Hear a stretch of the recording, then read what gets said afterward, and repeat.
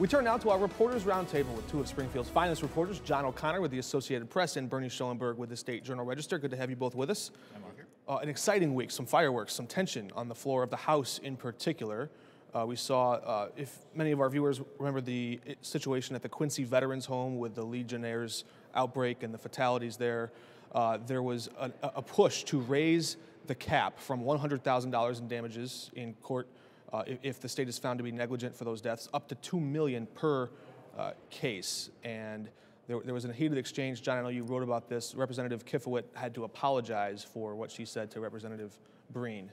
The increase in the cap on damages was inspired by this crisis at Quincy, where 14 people have died since 2015, and many families of the victims have sued the state.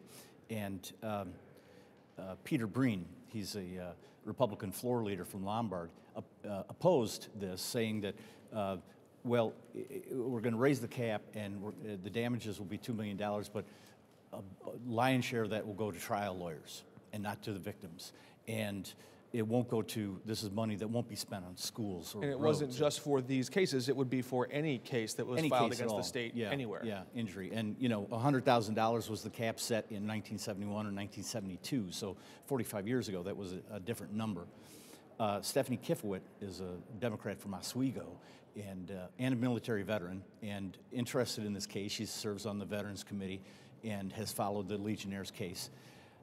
She was upset by this, and what she ended up saying was that she would like to make a broth of Legionella and pump it into Peter Breen's. One of the things that happened during the Legionnaires' crisis was there was a bunch of bacteria-laden, you know, old water that a big water cooler was sitting, and no water was moving, and so it developed what they in their emails discussing this. They said it became a broth of Legionella, this big bowl of water. Right, and it got pumped through the system unwittingly. So she wanted to send a broth of Legionella through the water system of Peter Breen's loved ones so that they would know the suffering that these people went through. Well, it sounded like a threat. And initially she said, I didn't say that. My words were mischaracterized. She said, I said, imagine if this happened. Right. But that's not what she said. Evoke empathy. There's a difference between saying, I feel your pain, and I want you to feel their pain. Right. That seemed to be the line she crossed there. Clearly she was emotional. Clearly she thought she was trying to get across or said she was trying to get across. Imagine what would happen if it happened to you. As John said, that's not what she said. She wouldn't apologize immediately by saying she didn't say it or, gee, I'm sorry if somebody took it wrong. Well, they didn't take it wrong. They took exactly the words that she said. So by the next day, she did issue a formal apology. And they actually took the extra step that John reported on of expunging those words from the record, so it wouldn't even be in the history of the House, the formal history, although it's on tape everywhere, so we all know it, which is why everybody knows she said what she said she didn't say.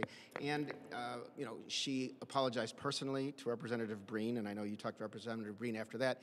He said he accepted it, but he still said if she had said this in like a phone message to my house, or in the back parking lot. In the back parking lot, you know, you could take this criminally, and I guess, Mark, your story That's not true. Showed that, you know, that it was so general, it was kind of hyperbolic that she was saying these things, but it was an example of the incivility of language these days. She's a Democrat, Mr. Breen's a Republican, Jeannie Ives, who is a very conservative Republican, as is Mr. Breen, you know, on the floor of the House, said, oh, you know, you talk about civility, you Democrats, and why are you talking like this, that you want death to the family of my colleague. So it was an unfortunate moment in the House, and I think people on both sides recognize that, and even Representative Kifowit came to understand that. And they took the rare step of striking those words from the language every time, or from the record rather, every time a representative says something on the floor, it's transcribed, it's stored in a record, and they went back and they said, whoops, we're gonna redact that. How rare is that? Pretty rare. It's hard to say. The last time I remember was in 2001 when we had a Democrat, Jack Franks from Marengo from McHenry County, who in debate about lawsuits against HMOs, healthcare lawsuits, he was talking about botched surgeries and how horrible a botched surgery is, and he referred to then Minority Leader Lee Daniels of Elmhurst and said, "What if Lee Daniels went in for a phalloplasty, which is a sexual enhancement surgery, and instead of a phalloplasty, he got a lobotomy." Nobody knew what phalloplasty was until a day later when they realized that he had insulted him. Now, Daniels and Franks never got along. Franks was a Democrat. Daniels spent many years trying to unseat Franks, who won in a very Republican area for many years, and he's a Democrat. So he said this on the House floor during open debate. During open debate, and the next day, the Republicans wanted that stricken from the record. And in the 19th century, this meant a lot more, because that's how people didn't know. There was no instantaneous communication, of course, right, of what was being said on the floor of the General Assembly. So striking something from the record, it would be gone permanently. It would be taken off, and it's a symbolic way of showing this is something we don't believe should have happened. But no actual discipline will be handed down from the Speaker's office to Representative Kifowit. A spokesman for Speaker Madigan's office said she apologized. That's the end of the story. Right, and of course the Republicans tried to make some political hay of this also. But mostly Republicans that are leaving. Jeannie Ives, Peter Breen. I understand, but the chairman of the Republican Party of Illinois issued a statement saying she should resign her position. That's apparently not going to happen, but that's the kind of thing that you hear, just for one side getting the advantage over the other. Perhaps the greatest irony in my mind was that one of the people who stood up to protest was Grant Worley, a Republican from the suburbs, who said he had taken the step that Kifowit herself had done. He had also filed a motion to have it stricken from the record, and we need greater civility in the House, and lectured the House about civility. And this is the man who, during the debate over this budget crisis in July of 2017, when House Speaker Michael Madigan abruptly adjourned, he cried out, "Speaker junk," because the state was in such a bad financial state that its credit rating was threatened to be in junk status. Yeah. And that erupted into a war of words between a Democrat, and they screamed at each other, and Steve Anderson, the Republican floor leader at the time, had to calm them down. And now this was after the gavel had been, they had adjourned, but he screamed this on the floor, and it was unseemly. Yeah. And then, so I guess what you can take away from all this is that politics gets pretty intense sometimes. You mentioned Speaker Junk. Well, Speaker Junk is now Speaker again. The Democrats convened privately on Wednesday night, and Speaker Madigan, they all but one, a newly elected member, opted to re-elect him as Speaker. Now, that official vote takes place on the House floor in January, but Speaker Madigan has never had more power, more votes in the House than he does now. And how did all that play into, how did the election results play into what we saw this week, which was at least 30 of Governor Rauner's vetoes being overridden? There probably would have been more had Rauner been reelected. But I think what we saw was that here's a very weak governor, very unpopular governor. He was defeated soundly for a second term in November, and with so much power in the General Assembly, and with more Democrats gaining power in the coming General Assembly, had he been reelected, and he was still a sitting governor, of course he is still a sitting governor, but if he were coming back next year, they would have probably taken votes to override more. Instead, some of these issues are going to be put off. Why waste a veto override? Why go through the machinations of a veto when we'll just reintroduce it next January? And two of those issues that we may see come back are a car sharing regulation bill. Right now you can go online and rent someone's car from them temporarily, like you would with an Airbnb to rent their house, but there are very little regulations keeping those cars safe, and so Enterprise and the other big rental car companies are pushing this regulation. And the car sharing companies say, hey, wait a minute, they're trying to crush their opponent while they're still small. There was the Tobacco 21 bill that fell short, the push to raise the legal age to buy tobacco in the state to 21. That fell short. We may see that again in the spring. Those are some quick examples. Yeah, and I'm not sure where Governor Pritzker is on that, but that's interesting because I don't think it's necessarily partisan.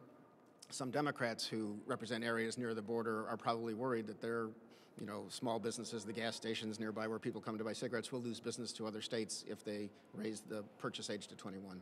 Speaker Madigan is certainly a central figure in this building, and this week, early on in the week, he again did something he's done in the past, but he sort of went at a reporter in the State House here who works for the Illinois News Network, and he sort of jousted with him and said, when are you going to close your tent? When are you going to shut down? Suggesting he was with the right-leaning Illinois Policy Institute. And Bernie, I know you recently had a big column, or a big story about all these different media outlets that are sort of popping up on the internet or newspapers around, and there's a whole bunch of them. Tell us about that a little bit. Well, it's an interesting trend because medium-sized newspapers and even the bigger ones in Illinois have been losing reporters, and there are many fewer reporters in Springfield now than there were 10 or 15 or 20 years ago. And so to fill that gap, the Illinois Policy Institute, I believe it was in 2013, started the Illinois News Network, which provides radio tape and stories, provides newspaper stories that any media outlet in the state can use for free, and a lot of like the weekly papers and bigger papers use that stuff. I wrote columns at the time saying, I don't think it's really appropriate to call that Illinois News Network when you are related to an organization that is, they call it liberty-based, but it's really taxes are bad is a theme of many of the stories that you'll see come out of that. A lot of it is where taxpayer dollars are going. And they have increased their coverage, increased who they are. They are now owned by a different entity, no longer directly owned by the Illinois Policy Institute. They say they've always been independent. They do some good work, but there's, that taxpayer, they say they're representing taxpayers in what they do, which is fine and noble, but they're still called Illinois News Network. They're still not the Associated Press, which I think is more down the middle. And they're there. In the meantime, there's a guy named Dan Proft, who is a radio talk show host, very conservative in Chicago, ran for governor in 2010, didn't place well, but has built a name for himself in conservative circles. And he also runs Liberty Principles PAC, which is a political action committee that gets millions of dollars a year from a guy named Richard Uline, who owns a shipping container materials company. And Dan Proft supports very strongly conservative Republican candidates for the legislature across the state every year, spends millions of dollars on those races. But he also has a network of newspapers and websites across the state that are doing stories on political things. And his reporters are often out of state. They're freelancers. Sometimes if they're covering a local city council meeting to make them look like they care about your local community, they will just run a headline and then the agenda that they got off the internet. But then they'll do stories, Mike Madigan is terrible according to the Republican running in this race. Isn't that right? And then they don't give the other side a chance to respond. Some of those papers in Champaign-Urbana, the Chambana Sun, in Springfield, the Sangamon Sun, and there's something called the Peoria Standard. Those are three just in Central Illinois. Again, I did a story on these. How many across the state? 29. And many of them share the same stories, but they just switch out. That's right. But if there's any close races for the legislature, you can bet if there's a conservative candidate that Dan Proft might like, they're going to get a good story, and the other side won't even be able to respond. And sometimes the information, may be slanted. There was a situation with a Senate race in Central Illinois where they ran a guy running against Andy Manar, claimed Manar said something, but it was clearly taken out of context, not the complete stand that Manar had on term limits. So you don't feel they're putting in the due diligence to get all the sides of the story? It's clear they're not trying. Right. And Dan Proft, of course, says, well, you media companies, you don't ask the right questions, and you're just all mad at us because we're asking the right questions. But I think if you... Hard to do with a freelancer who's based in North Carolina. And they've had people from other countries, too. And the newspapers are delivered at your door, correct, for free? Some are, and I think some are just websites. I'm not sure. Some I have are available seen the Sangamon Sun. You go to down the sidewalk, you'll see that newspaper stand. Some of them will be available in their. Would any one of these stories, John, get through the Associated Press in their the way that their the editing process? The ones that I've seen, no.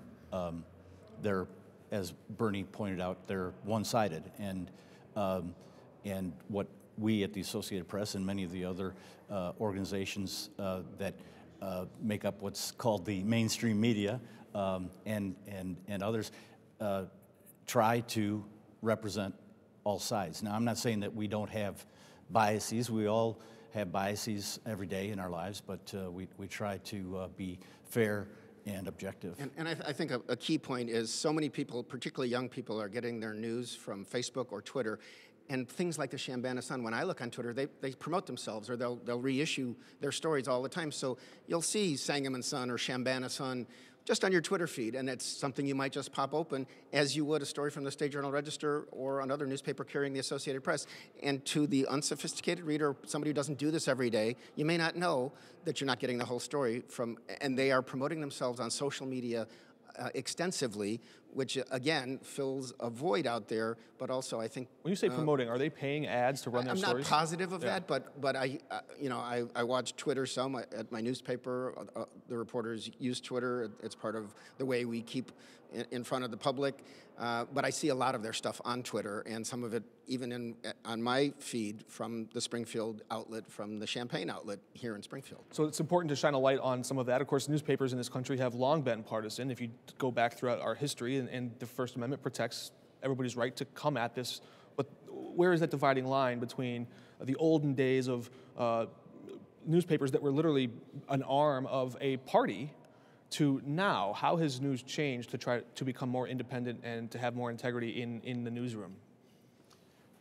Well, I think all of us in journalism school, those of us who went through it, and I went through U of I's, you learn to be fair, to get both sides, to even when I write a column, because I do stories and columns, it's a little of an odd situation, but my columns are not like, here's what I think about X. Right. My columns are often analysis, but also talking to people about the political implications of something, or what a plan is coming down, or who a candidate is. And I use the same kind of judgment or the same kind of tactic that I do with a regular news story. If I think my column is going to make someone look bad, or if it raises questions about someone, I will contact them or a spokesman for them and give them an opportunity to respond. That often changes the tone of what I'm writing. Sometimes it scuttles it all together. I think that's the due diligence you have to do if you're going to be fair to people. But you also call a spade, and I think that there is a difference between an opinion and pointing out that something the governor said today is something he promised 3 months ago, and it hasn't happened. Mm-hmm. It's very interesting to see the discussion here and how some of the media landscape is changing. John and Bernie, thanks for joining us. Thank you. We're back in just a moment.